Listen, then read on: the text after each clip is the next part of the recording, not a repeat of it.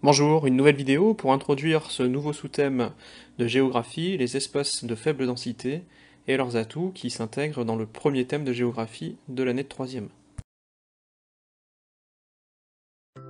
Qu'entend-on par espace de faible densité de population? Avant de répondre, un petit retour en arrière s'impose. En classe de 6e, vous avez déjà abordé la notion de densité de population.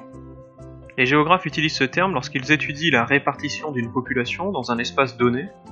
Ainsi, la densité s'exprime en nombre d'habitants par kilomètre carré. Plus le nombre d'habitants par kilomètre carré est grand, plus on va parler de densité importante, élevée. Inversement, un petit nombre d'habitants par kilomètre carré signifie une densité faible.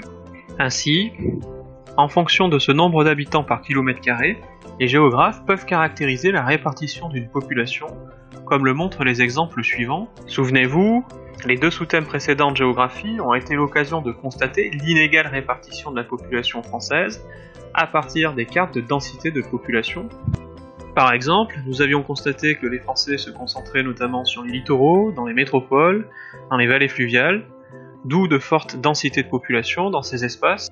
A l'opposé, en 6e, vous avez pu constater à l'échelle de la planète que les espaces à vocation agricole et ceux à forte contrainte, comme les montagnes, les déserts, étaient très souvent faiblement peuplés. C'est le cas aussi en France, ces espaces abritent souvent de faibles densités, voire très faibles. Mais à partir de quand est-il possible de parler de faible densité de population? En France, la densité moyenne est de 118 habitants par kilomètre carré. Pour l'INSEE, Institut national de statistique et des études économiques, chargé de collecter, produire, analyser et diffuser des informations sur l'économie et la société française, les espaces de faible densité sont ceux qui comptent moins de 30 habitants par kilomètre carré. À l'intérieur de cette catégorie, l'INSEE ajoute une sous-catégorie, les espaces de très faible densité, également qualifiés d'espaces désertifiés. Ces derniers comptent moins de 10 habitants par kilomètre carré.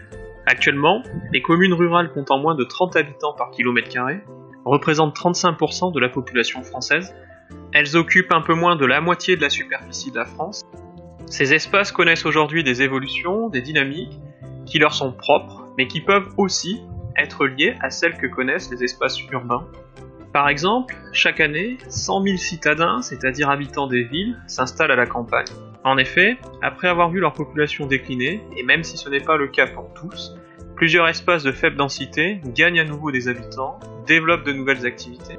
Par exemple, traditionnellement tournés vers les productions agricoles, certains de ces espaces de faible densité adoptent des fonctions récréatives avec l'essor du tourisme vert.